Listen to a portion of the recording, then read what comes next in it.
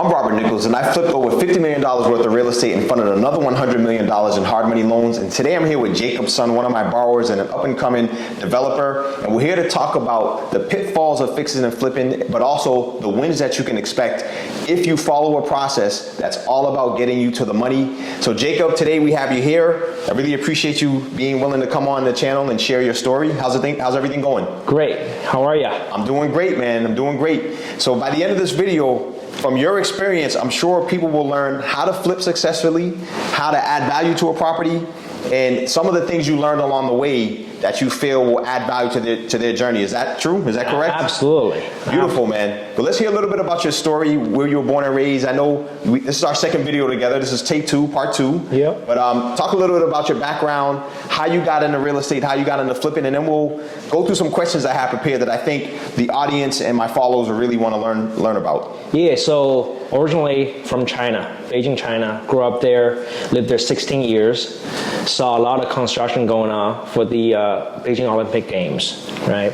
And then I came to the US to study high school, and then went to Michigan, studied civil engineering because I wanted to build skyscrapers. And then my first job I got actually in New York, work on skyscraper. It was like a dream come true. Love it. And then came to the Boston area for family reason, and then worked for an engineering firm for 7 years. About a year ago, I decided to transition to real estate. So this is my second flips, full gut renovation. Did it pretty quick in 3 months, and with help like you guys. So I'm trying to do more flips and trying to do bigger projects, and let's do it. You're not trying, you're gonna do it. Yeah. You're gonna do it, man. Excellent. So my question to you, Jacob, you finished your first flip. How much did you make on that flip? And then how much do you expect to make on this one? Because everybody always wants to know about the numbers. Right. So I did my first one in Quincy. It was a 2-family. We did a full gut renovation. Originally, we were trying to sell both. I kind of converted, sell 2 units. If we were to sell both, we were probably going to make $90K. Love it. Almost 6 figures. Yeah, profit. Yes. We end up selling one and then kept the other one, and we're renting the other one now. We have a pretty good rent, $3,400 per month. $3,400. Yeah, that's great rent for two bedrooms or three bedrooms. 3 bedroom, right? Yeah. and just one person, one person living there. Wow. So because it was a gut renovation project, it was a lot of thoughts, a lot of design to it. There were a lot of family looking at the house. But we picked that one person, I think, less wear and tear. I love that idea, man, because the less people in the space, the better it lasts, and the less likelihood they're going to damage it. Yeah. So, I mean, the reason we capped the other one is, like real estate, there's like a tax incentives, right? If you sell both, there's more capital gains if you do it too quick, right? Less than a year. So selling one and keep the other one will help with the tax at the end. That's a great insight, man, as well, because you get to write off the depreciation and you're not paying that short-term capital gains, which typically you're going to end up paying in Massachusetts between federal and state about 40+%, oh, yeah. 45%. Oh, yeah, that's a lot. In some cases. That's a lot, man. So great job on the savings there. Yeah. Let's jump into this deal. How did you guys find this project? Right. So this one actually, my realtor actually brought this deal to me. It was off market. He knows I'm trying to do flips in this area. He lives very close here, about 2 minutes away. He thinks this one has a great potential. The location is awesome. It's close to everything. So there was 3 developers looking at this house, and then I think my offer was probably the same as the other one, but the seller living here, he's getting old. He has to move to like assisted living facility. So there's a lot of stuff he has in the house. And so my offer is that I'm going to take care of all the stuff. He doesn't have to worry about it. I think that stands out. Yes, no, I love the fact that you shared that, Jacob, because one of the things I teach my students, my borrowers, and mentees is simple. Whenever you make an offer, you come with a closed hand, not an open hand. A closed hand can be a gift. Absolutely. An open hand is like, gimme, gimme, gimme, right? And so in doing that, and that in practice is really asking about the goals of the seller, right? The goal in some cases, yes, is top dollar, but in other cases, in situations like this, is someone who's going to just take away the headache. Right. Get the trash out of here and allow them to move on and transition with less work. So good job, man, figuring that out. Yeah, absolutely. Make their life easier. Yeah, man, absolutely.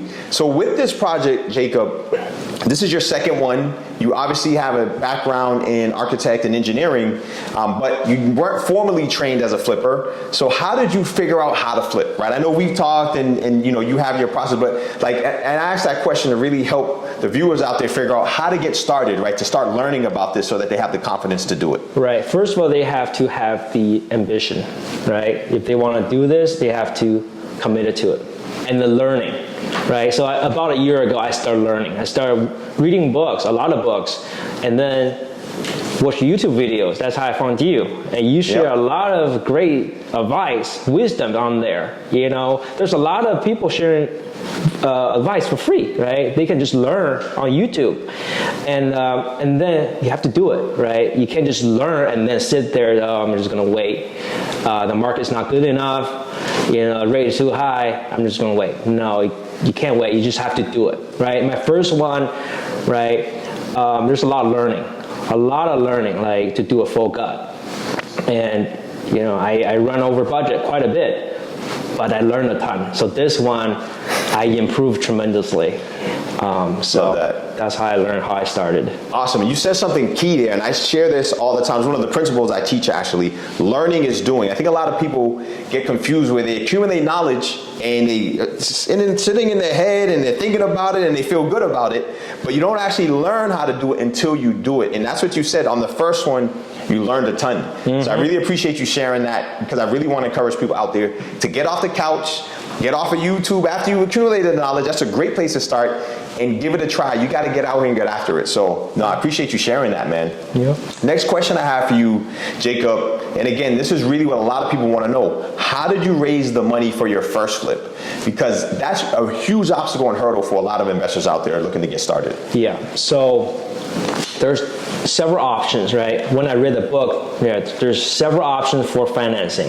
You can go to a bank, right, which is take longer. There's a lot of credit checks. You have to have a certain income coming in. It's take longer. There's a hard money lender, right? Quick, flexible. They don't really check your credit score, but you know, they work with you.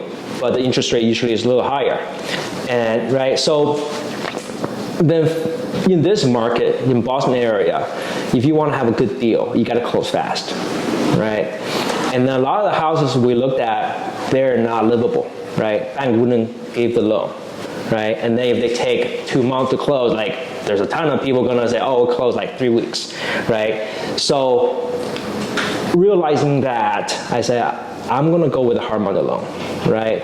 So when I watch your YouTube videos, and you're a lender, so I reach out to you. I actually reach out to several, and then you guys are great. You guys straightforward, and then willing to give me that chance as the first-time flipper, right, to help me out, and so I appreciate that a lot.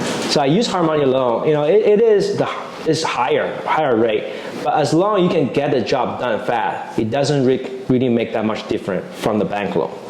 Yeah. Excellent, man. And then as far as the down payment side, was it your savings? Did you borrow from friends and family? How did you raise the money for the down payment? Okay, so the first one, right, because I was new, and I saved some money with my wife. We put that 20% down for that first one.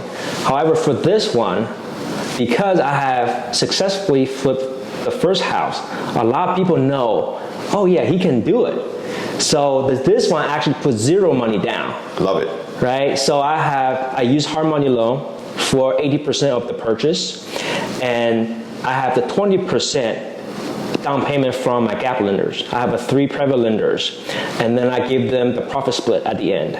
So I don't have to pay them interest throughout. I say it's a risk sharing, but eventually I'm going to pay all their money back. Right. But I don't pay the interest, right? If I make a lot of money, they make a lot more money. It's a win-win. So, and then actually it was quite easy this time when I pitched the deal. And, you know, they all, thought, yeah, let's do it. I love it, man. And it's cool you share that, because people don't realize, Jacob, number one, with real estate, it really is an opportunity for people to put their money at work and put their money in trust in the hands of people they trust, like yourself, right? You're creating an opportunity for them to make more money, right? And some investors, and even me when I was younger, would think, oh, I'm begging for money, asking people to invest, but it's the opposite.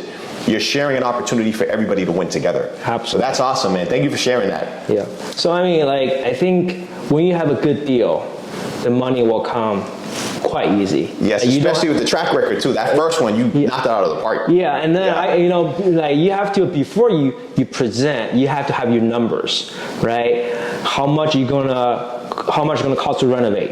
How much gonna sell? How much you're buying, right? How long it's gonna take? And then with the track record, that first flip I did was 4.5 months, 2 family. They know I can do it.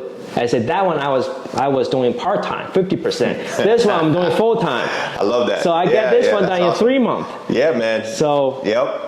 So I And now they're gonna want to invest even more. Exactly. So I got a couple more projects. I got people talking. Oh, How can I get in? Yeah, for the next one, let me know.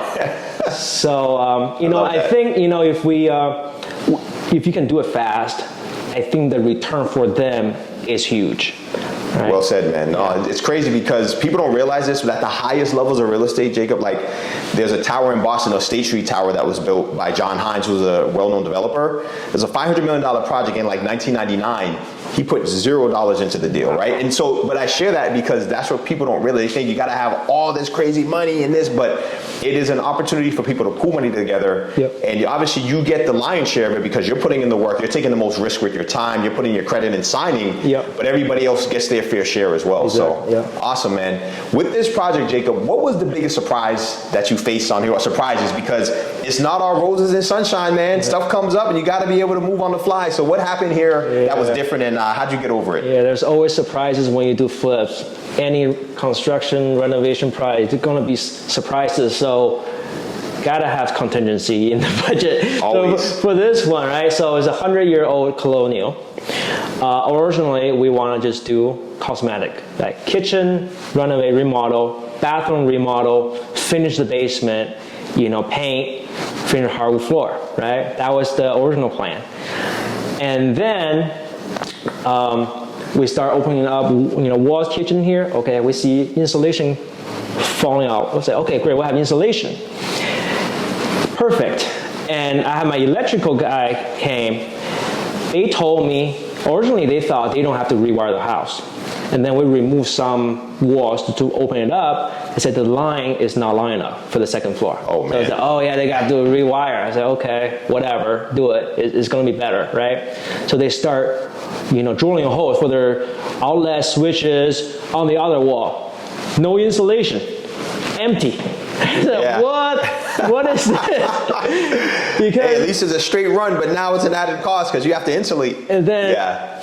I mean, to be honest, I have two choices. You didn't have to do it. I don't have to insulate, Right. because it's not required. Correct. The inspector says it's an existing condition. I don't have to it. I didn't remove the walls. It just holds. We put through to rewire. We don't have to insulate, but it just ethic for me. I was, Right. I'm an engineer. I have a pretty high ethical standards, and I can't have a 100-year house without insulation. And I don't know how the other owner lived here for 100 years without the insulation. It's crazy. Right? So we have to blow in. We drill holes every 16 inches. Blow in. Dense pack. Cellulose, dense dense pack. for all the other walls. First floor, second floor. Basement will have closed cell spray foam. Good. That's for the vapor barrier. It's Right. a vapor barrier, and the inspector preferred the closed cell there. So listen to him. Because of the moisture. Yeah, because of moisture. Because the basement is not wet. It's just like it's good. It's Correct. bad. High humidity. Yeah, he says it's the best you can do. Right. So that was a surprise, right? The cost is not that bad. I think $3,000 more to blow in those insulation. However, I wasn't planning on doing all my drywalls, right? The walls were good. Now I have all the holes, electrical outlet hole, we got all those blown in holes. Now we got to pull all new drywalls, right? That's another $5K, $6K over, extra, Yes. It's great because the wall is so flat, so smooth now. Yep. It's beautiful. It's a better quality. As we'll see in the tour, yeah. So, And then the electrical was added cost. the electrical was also added because at first, like I say, they weren't planning on rewire. Now I have to rewire, I have to upgrade the panel, bigger panel, because there's not enough breaker. Yes. Upgrade to 200 amps. So all those things are surprises. Is always, is always going to be surprises for renovation. So. And you spent, what, an extra 11,000, 12,000 or so? 11, 12, something like that for those three things. Overall, we probably 25K over because there's a lot of other things we did just to make the house much better design-wise. We can talk about that later. Beautiful. Yeah, when we do the tour, we're going to be able to talk through that. And I think the other thing, that is really important, Jacob, is how can flippers save more money when they do a project like this? Where do you find the cost savings as far as the process or parts of the project? Yeah. So the biggest you can save is if you don't have to gut a house, don't gut it, right? There's like a rule of 50%. If you doing more than 50% of renovation, say you remove like 50% of the walls, now you got to bring the whole house up to the new code, which is tough for a 100-year-old house. And expensive. And it's very expensive. And I learned that lesson from my first Quincy gut renovation. I removed everything. And as a 100-year-old, you got to do all new windows, spray foam insulation, air leakage, the whole 9 yards. And so it's a lot. So like this product, even though it's almost a full gut renovation because I have a new insulation, I have a new drywall, new electrical, plumbing, HVAC, it's almost a full gut, but I don't have to change all my windows, right? Because I didn't remove more than 50% of the stuff. Exactly. So that's the biggest lessons learned. Love it. Beware the full guts, guys, because the cost adds up very quickly because of the new code. So I appreciate you mentioning that. Let's jump into the numbers on this house, Jacob. So what did you pay for it? How much did you invest in it? And what do you expect to make when you sell it? So I bought this house for $774. Renovation is about $178. Nice. You spent, that's a good budget for this. Wow, you did a good job. It's 2,000 square feet, so it's about less than $90 per square feet. Wow. For almost like a full gut. Love it, man. That's awesome. My Quincy one, I spent $150 per square foot. Yeah. So like I think it's $60, but the quality is, I think, is even better than my Quincy one. Agreed. Because all those little touches, all those designs that we added. Yep. That's the process. I'm learning, not to like, if I don't have to gut it, because if I do all the windows, oh my God, that's going to be another $15K extra. Exactly. Yeah. Right? Yep. So we're listing this house for 1.148, or we might get to 1.2 if there's, I think it could be, but we're in the 1.1 to 1.2 range. Yes. Right? Yeah. If it's 1.15, I think we're going to make about 150K. Love it. After commission, after financing cost, and then I will have a profit split of, I will give 40% to my private investors, right? Yes. So I keep the 60%. Less profit for me, but my ROI is infinite because I didn't put any money in there. Right, and you kept your cash safe as well. Yeah. So I love it. I love it, and then that will allow me to do multiple projects like this at the same time. Right. And then expand and scale my business. No, and that's one of the things I teach is all about leverage, right? Leveraging capital, right? Obviously, leveraging talent in the form of contractors and different service providers, leveraging the different tools available to you, pro formas and all the data tools available, and then technology, sourcing deals online, using VAs, and really implementing those things into your real estate system. So with that said, what is next for you as far as scaling your business? And how big do you want to take this, Jacob? This is flip number 2. It's successful. I'm certain after touring it earlier today, you're going to get an offer in no time. You already got one offer you rejected. Yeah. And so and it was over $1 million, around the 1 high range there. Yeah. But definitely you're in a place where I think you're going to do very well with this, man. So thank you. Yeah, but what's next for you? The next one, like I said, I'm trying to do several at the same time. I know I can do one as a part-time. I know I can do one as a full-time, even faster. Now I'm trying to do a couple full-time at the same time because I have investors who want to invest in me and I can do it. So sweet equity for me. and then see how that goes. I think it will go well, and eventually I want to do bigger projects.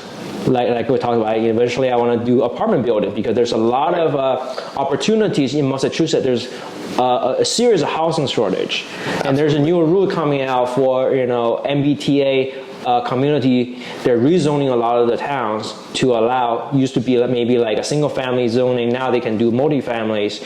So I think there's a lot of opportunities in Massachusetts in the next couple of years, and that's something I want to get into in the next couple of years, I would say. Excellent. I know we've been talking about it, man. Looking forward to having you jump in and some of the mentorship things we're doing to really help you get there, man. Yep. And that's it from this video. Appreciate you guys tuning in. This is Jacob's son. He's done his second flip. Now we're going to take a tour of the property and really show you all the great work he and his team has done. Instead of just talking about it, we're going to take steps and show you how to be about it. We're here at 11 California Park with Jacob's son. Jacob is a fix and flipper on his path to development. This is his second fix and flip. It's a single family. You did a beautiful job, by the way. Thank you. Thanks for jumping on the podcast as well and allowing us to do the tour today, man. All right, let's do it. Yep, let's check it out. Right, let's go. All right, so when you first enter the house, this is the first thing you see, first impression, right? This is the custom mudroom area. I have several realtors came right before we were listing, and they gave me a comment, say, hey, we need to add something here. This was not here before. So I added like maybe a week before we finished the renovation. I think it turned out great because it's functional. When you enter, you can put your shoes in.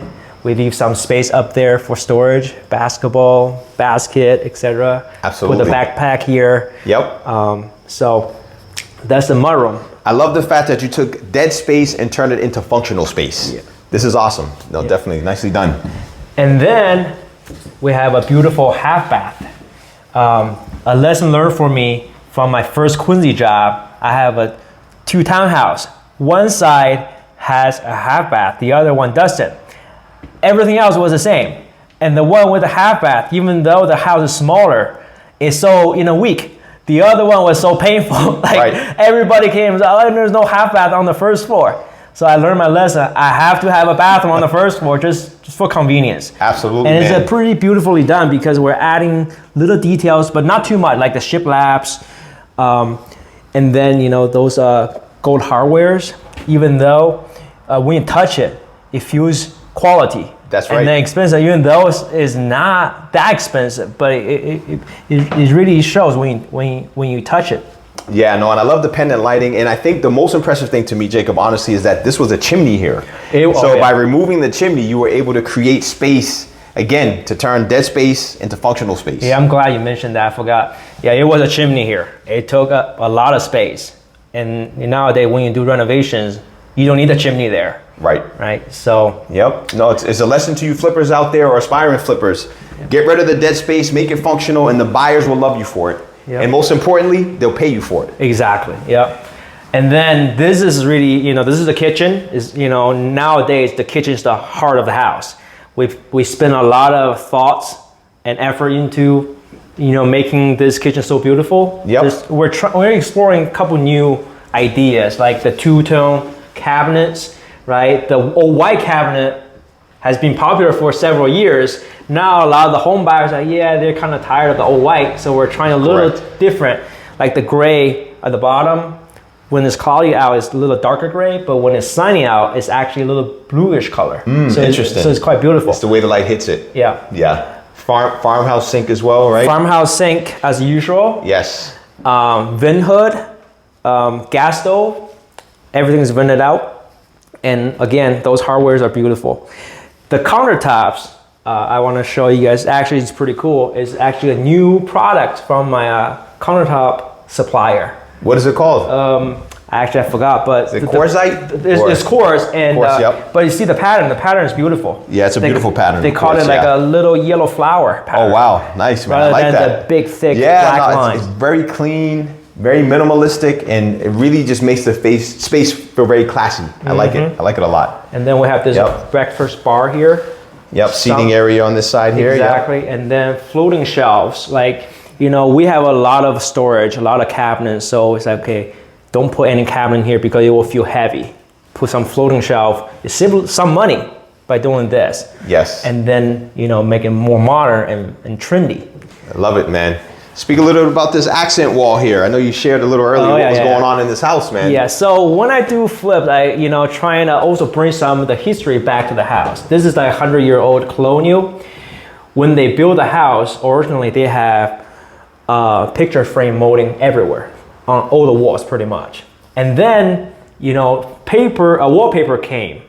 It was a trend. And they removed all those moldings and then put wallpapers everywhere. So when I bought the house, it was wallpaper. I took it down. I saw all the glue lines behind it.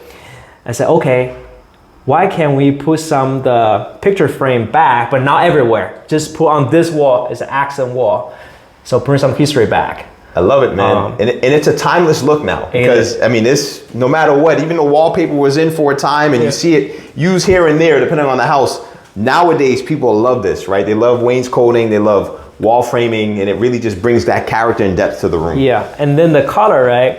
I'm adding those details to make the house look a little more interesting, but not too crazy. I don't want to go too crazy because then it can burn myself. So I also want to be a little safe, not to put really bold color on those picture frames. I like what you did because you have the white framing and then it's an off-white on the wall coloring. So there's little contrast. Yeah. Very, very classy. Very nice. The wall color is called a blank canvas. It's like the color of 2023, the year, color of the year by Bear. Gotcha. So very nice. popular. Got a lot of compliment from my realtors. Yeah, man. I'm sure they love it. Yeah. That's right. No, it looks good. I like it as well. And then if we come to here, this is a, used to be a sunroom, was not finished, was not heated, no insulation. So we turned this into a legal bedroom now because we add this closet. It adds some value when they appraise it. But most likely, it could be used as a home office and it's a perfect location. Got all the windows, the signs bring in here, really nice. Yeah, and it's heated as well. So this is part of the living area, not an extension of it, but part of the living area. And having that versatility in today's day and age where people are still working from home is awesome, right? You can use it as a guest bedroom. It can be an office or a permanent bedroom if you have a larger family. So this is a great addition to the space. Okay. And then if we move to this area, right? The downside of making that into a legal bedroom is we have to add this closet, which make this living room a little smaller. And however, I call this a secondary living room because the really family room entertainment is in the basement. We finished the basement, which we will show you guys later. Excellent, man. No, appreciate that. Let's check it out. And you also obviously put this here, which adds a ton of value as well, man. So absolutely. I think that families are okay with having the fun times down in the lower level, especially if they have kids. Oh yeah. You don't need to be in the living room going crazy. Yeah. Second floor upstairs, we got love this, man. Big bedroom and designer full bath. It's huge bathroom here. The tile, a lot of people love the tile. It make it feel like a three-dimensional. Black tile, white tile on the wall, and same shiplaps, so it matches the bathroom downstairs. Gold hardware, so it's consistent throughout the house. No, this is awesome, man. You guys did an amazing job with this. I love the contrast with the darker floor. You got timeless subway tile. You're bringing it to today's standards with this, cool pattern here, man. Very nice, nicely done. Did you do the tile work yourself? I wish. Excellent. So we've got 3 bedrooms up here. Is this the master? This is the master bed. Yes. We got a pretty light. Yes, I love this, man. You see this throughout the space here, throughout the house. Originally, I have this Home Depot dome light. Nobody likes it. My wife hates it. Listen to the feedback. And my realtor hates it. Put a nice light. So now all the room has a really nice light. I like this. Yeah. And a nice double wide closet here as well. We built this new closet. It's a pretty big one. This room, the closet used to be in the other room, which make the other room much smaller. Yeah, much smaller. Yeah. Now this is, everybody love a big closet nowadays. Beautiful, man. Let's head down to the basement. Go to the basement. Yeah, I know the other 2 bedrooms here. Yep. And I think the basement is the prize winner for this space, man. It really just completes the entire project here. All right. Let's good to have direct access to. I love it when they design the homes where you can come right off the side and either go down or up. Amazing.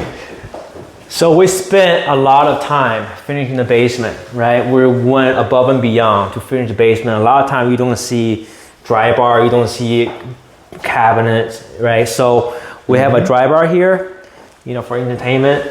And then the windows, we open it up at least like, I think 2 feet, just, you know, round them down. Extend it downward rather than widen. Don't widen it because then you're messing with headers. There's structural change. That's correct. We brought it down and make a huge difference because when the sun is out, this space is so bright. Absolutely. When we're doing renovation, we gotta wear sunglasses down here because it's so bright here. And then you look at the backyard, it's beautiful. It's beautiful, yeah. No, nice outdoor space, I noticed that. Yeah, you got a shed back there as well. Mm-hmm. Yep. And then on the other side, we build those cabinets for TV wall, entertaining. Imagine you have a L-shaped floating sofa. Yes. Playing game here, we use the pretty deep cabinets. I think they're 24 inches through all those game console in there. Or, you know, a lot of storage in here. Awesome. So, and we're trying to utilize as much space as possible. We have closet here, the electrical panel is there. We got closet, you know, all over there, all over. over. The stairs as well. So it's a really great use of the space to create storage down here as well, because people need storage. And then adds values too. Yes. Every square feet is money. Yep. Beautiful. Sounds good. The other thing I wanted to ask you about, Jacob, is this hybrid electric hot water heater. Let's check this out here. Turn on the light. Because, you know, something you shared, you said you got a nice instant rebate with this. So talk a little bit about this system. So this is a new technology, right? Now, like the whole state want us to use like all electric, right? And so this is called a hybrid electric heat pump water heater. It's really popular now. It has a $750 instant rebate if you buy from Home Depot. You just print your coupon, you bring it there at the checkout, you get that instantly. Wow, and how much was it? This was, I think was if I'm not mistaken, $1,500. So you get it for $750 basically with the rebate. Awesome. Something like that. Love that, yeah. Depends on the gallon, right? So yes, 40 gallon, 50 yeah. gallon, there's, I think it's a 60 gallon. This is 50. It's yes. good for 3 or 4 or 5 people in the house. Yep. It's supposed to be 4 times more efficient than traditional water heater. Love that. Right? Yeah, man. So, is it like similar to a tankless system where it's on-demand hot water, or it's more similar to a traditional hot water heater? Similar to traditional like electrical water heater. Okay. But they got this heat pump on top. Yeah. So the efficiency. If you do, yeah, because it have the pump and it like absorb the air. Yes. And to heat the water. Yep. That's the efficiency come from. But if you do this, I learned one thing from the inspector. Right? If you put into a closet like this, mechanical room, you gotta put the ventilation. a vent here. Yeah, because it has to pull fresh air. You gotta pull fresh air into the system. Otherwise, this room is not big enough. Yeah. The gas and the plumbing inspector, he pulled out the manual. Mm-hmm. We didn't have this. He said you gotta put a vent there. Yeah, no, that's great advice right there, because yeah, if you have anything pulling air from a space, fresh air must be able to come in. Yeah. Yeah. And we have to cut the door 1 inch extra at the bottom. Right, same thing. Yeah. Because air come in, air come out. That's right. Yeah. Awesome, man. For the ventilation. Nah, this Great is system. Great system, man. Appreciate you sharing that. Yeah. Cool, man. Well, that concludes the tour, man. Jacob, again, congratulations on another flip here, man. This is awesome. Thank you so much. Thank you for being willing to share. I'm sure that the audience is going to gain a lot from it, man. I'm really excited to see your next project. Thank you. All right, guys. That's a wrap. Until next time.